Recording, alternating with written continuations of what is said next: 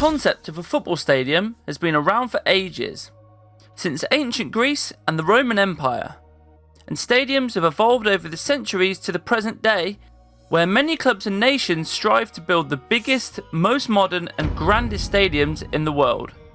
However, there are some stadiums that will always be remembered as the most famous regardless of their condition, and today we take a look at their history, recalling some of the most iconic moments and events that have taken place in them.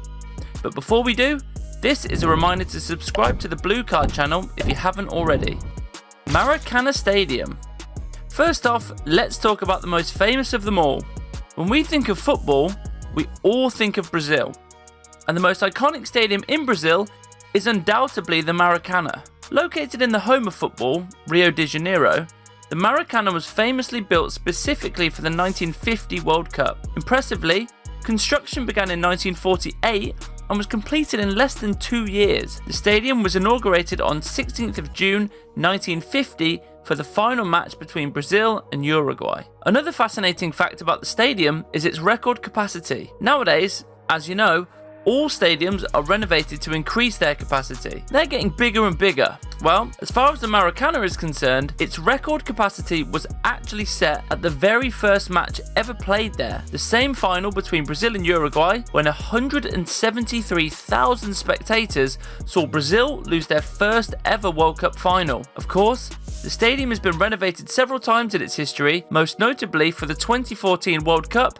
and the 2016 Olympic Games. The Maracanã's biggest non-football events have been concerts by some of the most famous artists in Rolling Stones and Madonna. Wembley Stadium. A close second, but Wembley Stadium is also high on the list of most famous football venues. Built in 1923 and originally called the home of football, it became iconic from the very first years of its opening. It's now known for its incredible design, but for the first 50 years of its history, it looked more or less like any other stadium at the time. The only thing that set it apart were the twin towers at the top of the grandstand. Over the decades, it's hosted many major events, including the 1966 World Cup final, which England won, and Live Aid in 1985, one of the most famous charity concerts in history, popularly known as the Freddie Mercury's Last Concert. By the end of the 20th century, however, the original Wembley had deteriorated to the point where it was dangerous for spectators, leading to its closure and demolition in 2000. The new Wembley Stadium was completed in 2007 and features an impressive arch that can be seen over the tallest building in London. Since its opening, it's hosted major events including the 2011, 2013 and 2024 Champions League finals won by Barcelona, Bayern Munich and Real Madrid respectively, the FA Cup and League Cup finals, the Euro 2020 final, as well as concerts by famous artists such as Beyoncé and Adele. Camp Nou. There have always been debates between Spanish giants Barcelona and Real Madrid about which team is bigger, which team has won more trophies, or which has had more legendary players.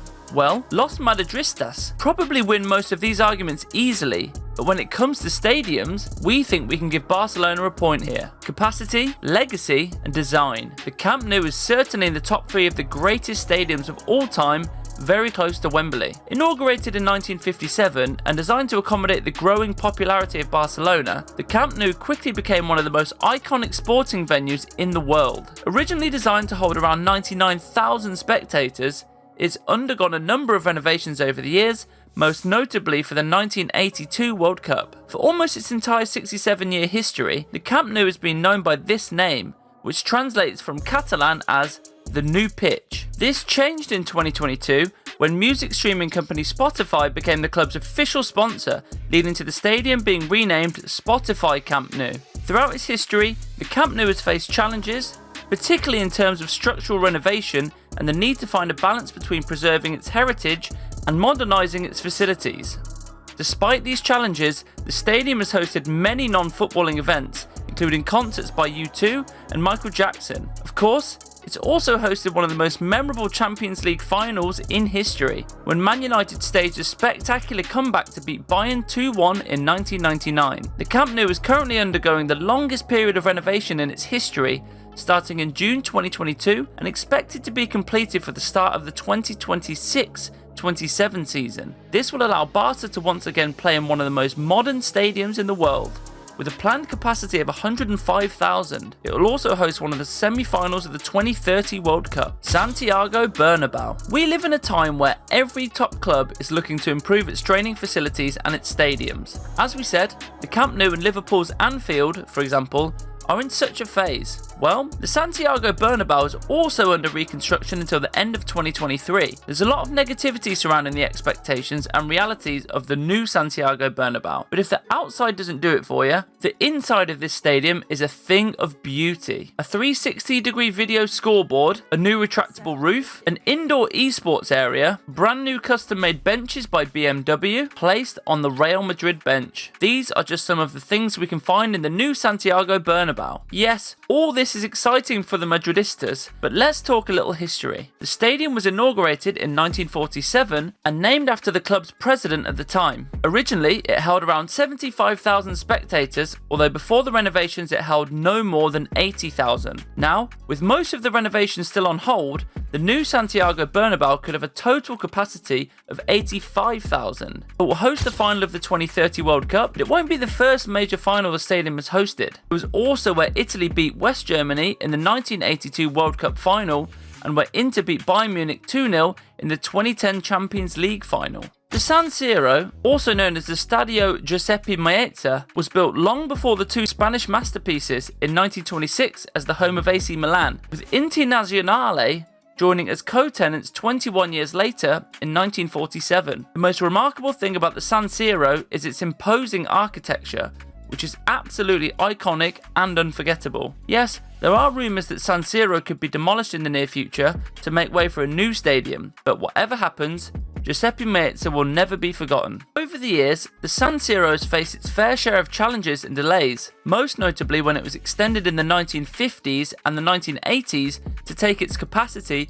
to over 80,000. The addition of the distinctive towers and roof structure for the 1990 World Cup was a major engineering feat, but came with high costs and logistical difficulties. Italy's most iconic stadium has hosted dozens of prestigious events, including 4 European Cup/Champions League finals, the last of which was won by Real Madrid in 2016, as well as World Cup matches and a semi-final of Euro 1980. Old Trafford, also known as the Theatre of Dreams, is the iconic home of the most titled team in England, Manchester United. It was opened in 1910 to a design by Scottish architect Archibald Lech, and its original capacity was about 80,000 seats. Throughout its history, the stadium has faced serious and even scary challenges, most notably during World War II, when it was heavily bombed in 1941, rendering it unusable.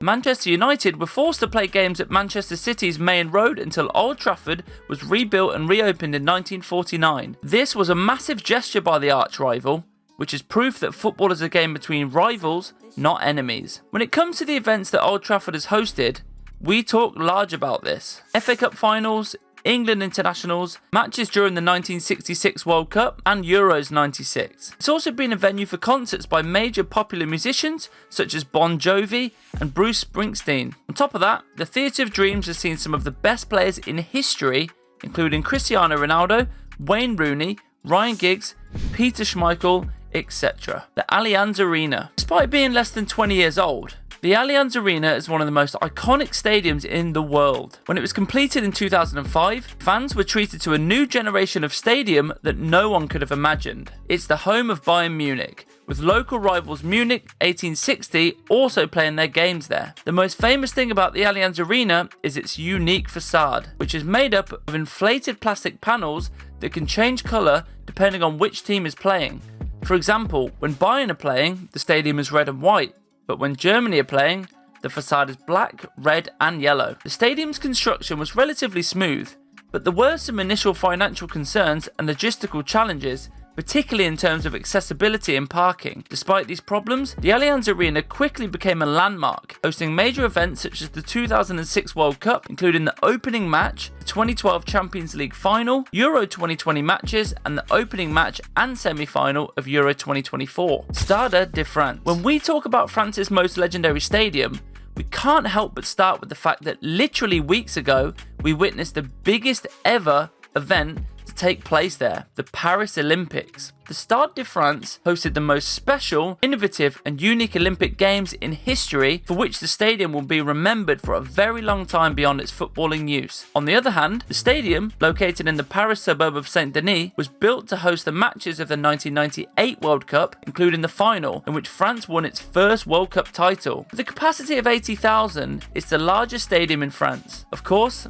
as well as good memories, France have also had heartbreaking moments at their home ground, most notably at Euro 2016 when they lost 1-0 to Portugal in extra time. Liverpool and Real Madrid also played one of the most intense Champions League finals here in 2022, when Madrid won 1-0 thanks to a winner from Vinicius. If you have other iconic stadiums in mind that you'd like to see, you can submit your suggestions for part 2. You can also like and subscribe to the channel, or if you need further proof of the quality of our work, check out some of our recent uploads. All the best, and see you next time.